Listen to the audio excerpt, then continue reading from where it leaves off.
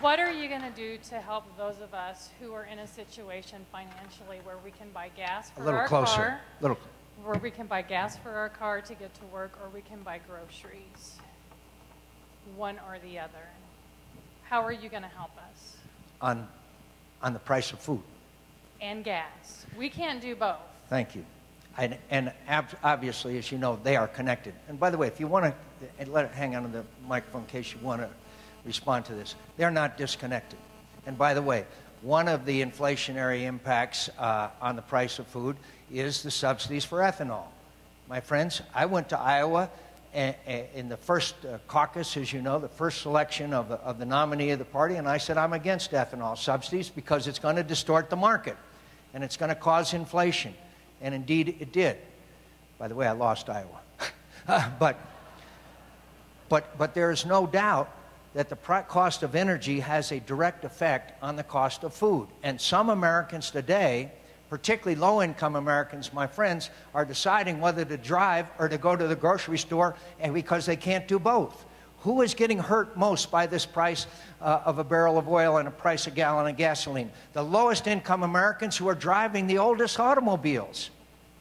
And so I can tell you we need to immediately say and lift the moratorium on offshore drilling. Will that solve our problems? No, but it will help us tell the world that we are on the path to reducing our dependency on foreign oil. I mentioned to you earlier, $700 billion a year to country, one of the greatest transfers of wealth in history, to countries that don't like us very much. Some of it ends up in the hands of terrorist organizations, and we can't afford this transfer of wealth. It's enriching too many other people at the expense of the American people. So we need to do the offshore drilling, okay? We need to do wind, tide, solar, all the things we all believe in. But we've got to do nuclear power. And my friends, the French, 80% of the French electricity is generated by nuclear power. Now, we all want to imitate the French. But the point is, and what do they do? And what do they do with the spent nuclear fuel?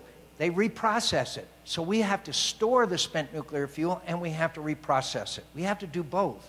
And we can do both. I want to build 45 nuclear power plants in America by 2030. That will create 700,000 jobs. So, and the green technologies. My friends, I was in Detroit recently, and I saw the new General Motors Volt. This is a leap forward in technology, and I want to give Americans a $5,000 tax credit to buy one of those so that they don't have to drive these gas guzzlers. So we have to do that. We have to understand that it took us about 30 years to get in this position we're in now, and we're not going to get out of it tomorrow. But I really believe that offshore drilling, that and conservation, has had an effect on the, quote, futures market of the cost of a barrel of oil. As you know, it has come down some recently. It's obscene, don't get me wrong, but at least we have seen some drop in it. So I believe, I call it the Lexington Project. We can unleash the power and innovation and technology of America, and we can do it, and we can achieve it, and Americans have never, ever shirked from a challenge, and we've always overcome it, and that's the great strength of America, and I know that we can do that, but we have to do it immediately. We cannot wait, and we will start as soon as I'm President of the United States, and I'm sorry to tell you that that has to happen before it seems that a Congress is ready to move forward. Go ahead. So in the meantime, what are we supposed to do? In the meantime, I'd like to give you also a gas tax holiday. I know that's been much derided, okay?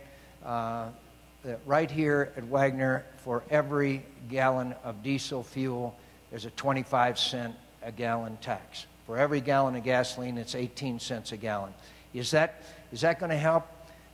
A lot? No, but I think it does help some. I met a guy the other day that has 2 diesel-fueled trucks. He said he's about to go out of business. I said, could you stay in business a little longer if you didn't have to pay 25 cents a gallon gas tax? And by the way, he's not happy, and neither are you, that your gas taxes goes to things like a bridge in Alaska to an island with 50 people on it. That's $233 million, by the way.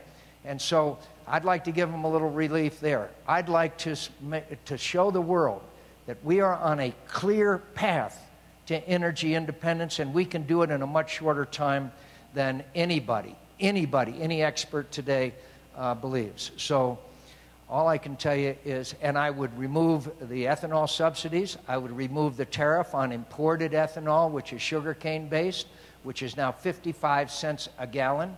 And I would invest $2 billion in research and development